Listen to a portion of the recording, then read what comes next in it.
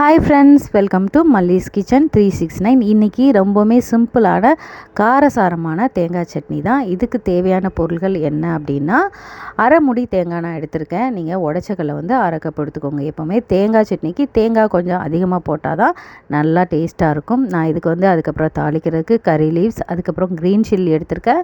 இதில் எக்ஸ்ட்ரா ஒன்று என்ன ஆட் பண்ண போகிறேன் அப்படின்னா தனியா லீவ்ஸ். நீங்கள் அது கொஞ்சமாக சேர்த்து பாருங்கள், ரொம்ப சேர்க்காதீங்க.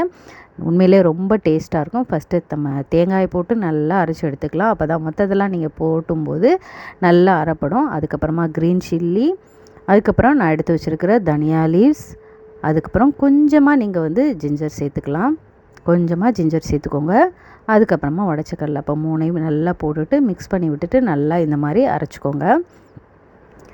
அரைச்சி வச்சுட்டு அதுக்கப்புறமா நம்ம தாளிக்க பண்ணிடலாம். எண்ணெயை போட்டுட்டு கொஞ்சமாக கடுகு, அதுக்கப்புறம் காஞ்ச மிளகா, கடுகு போட்டுட்டு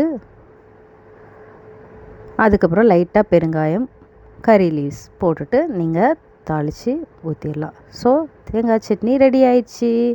இந்த மல்லி போட்டிருக்கறனால, மல்லித்தலை போட்டிருக்கறனால சட்னி ரொம்பவே டேஸ்ட்டாக இருக்கும்.